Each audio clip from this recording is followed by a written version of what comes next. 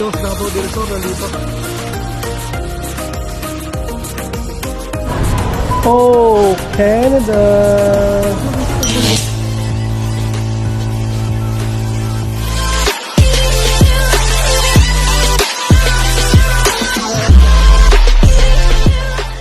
Good morning mga par, welcome back to my channel again. Lakad-lakad tayo mga par.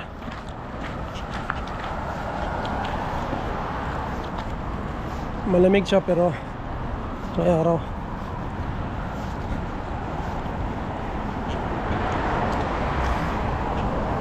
Tsaka hindi naman masyadong mahangin mga par, kaya ayos lang.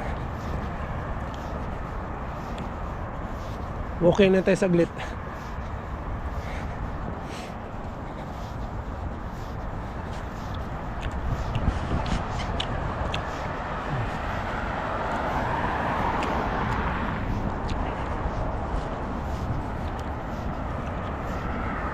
So yun. Meron tayong nasikaso mga par, no? Oy, yun yung natambayan ko dyan, no? Snow na rin.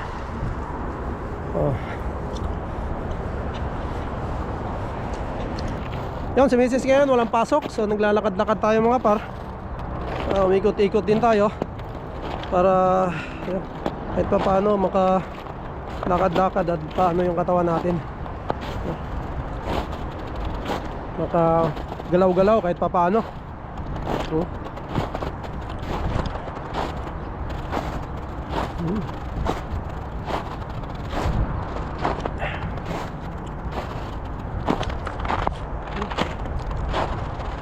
Nice snow to mga par. So ganitong snow, hindi pa masyado makapal to. Ano pa to? Paunang ano pa lang to, dahil yun nga, wala nang snow. Pero pag araw-araw snow to mga par, talaga naman. Pero sobrang lamig na dahil negative na uli yung temperature.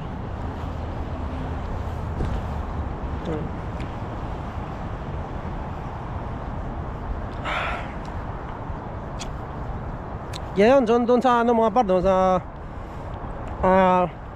paglipat namin ng probinsya mga par, no, pinabalak pa rin namin at nag-ano pa rin kami, nagtatanong-tanong sa mga ibang kasama natin, mga kababayan natin, no, kung alin yung maganda, kung alin yung mas papabor sa atin sa ano rin, experience din natin.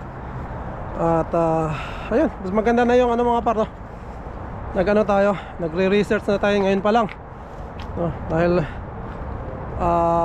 hindi naman instant na dapat pag ano yun, lilipat ka agad. Kailangan mo talagang aralin yung mga province na lilipatan mo. Siyempre, kailangan ng dasal. Tsaka yan, kailangan nga nung mga ano mga par, no, mga kaibigan natin, mga kababayan din natin, kasi makakatulong sila sa atin malaki. Anong gaya ng kung saan tayo pupunta, yung sa lugar na pupuntahan natin, no? Kailangan talaga makabisado natin, no, or maano natin yung mga buhay din doon para hindi tayo mabigla, no, kasi hindi naman po pwede na pagdating mo doon hindi mo pala kaya, no. Walang ganun mga par, dahil napakalaking ano yun, malaking problema yun pag nagkataon, no. Kaya kasi nasabi ko na nga kay Mrs., no, ayun, kailangan rin talaga, no. Pero syempre maghintay tayo hanggang next year mga par, kung wala talagang balita rito. Kasi ang mga nasasagap ko rin yung mga ano lang mga par, no, yung positive ano lang tayo, yung pag-iisip natin. Mga nasasagap ko mga par, next year daw, no, daw mga par, meron daw lalabas na mga balita na papabor sa mga nandito na sa Canada. At yan nga, sabi sa province daw, no, gaya ng Ontario dito, so, mayroon daw silang i-announce, no, pero yan ay talagang ano mga par, hindi pa sigurado, mga bali-balita pa lang yan. So, hanggat hindi na-announce ng Canada ay wala pa yan mga par, no. Kaya ayun, sana next year maraming mga bagong ilalabas, no, na mga balita, lalong lalo na yung patungkol sa PR, dahil yun din yung inaasahan natin. And syempre, mas gusto natin mga par na dito na lang tayo, no? Kung ako nga ang papipiliin, mas gusto ko na dito dahil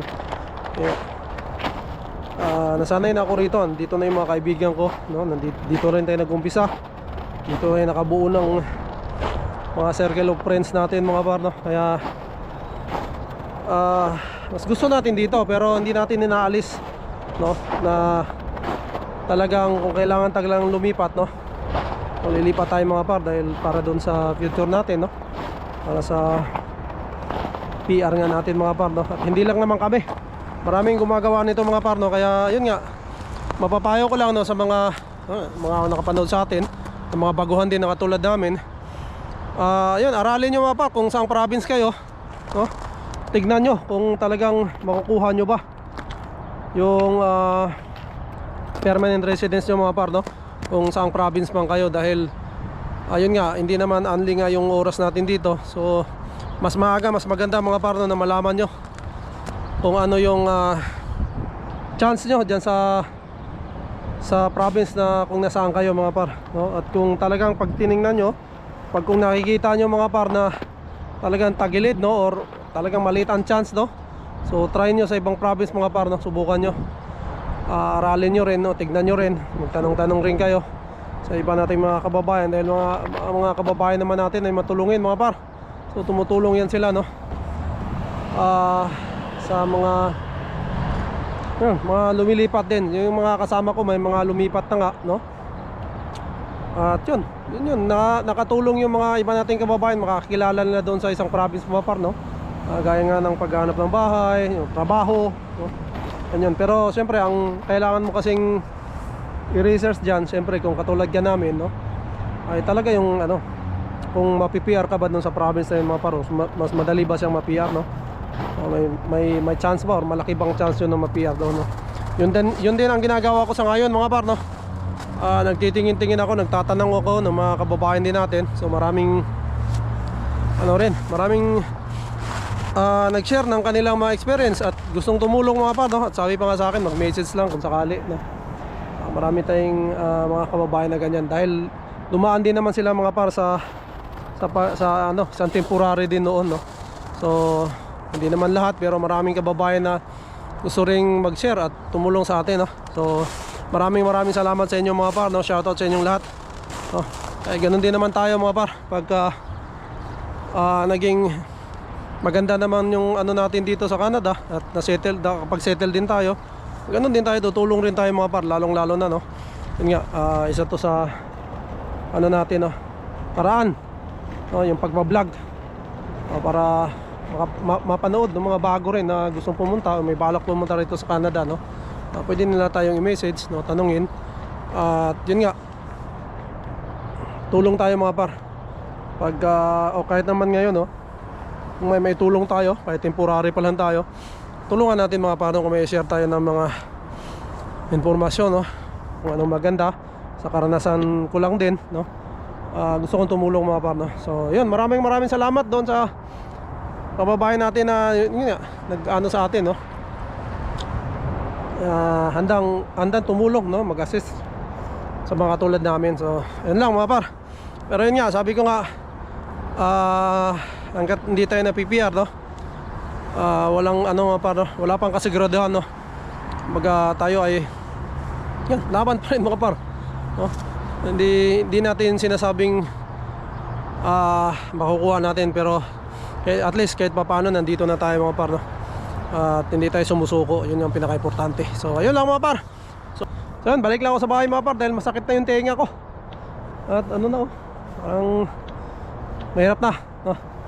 Balik na tayo doon at may gagawin pa rin tayo.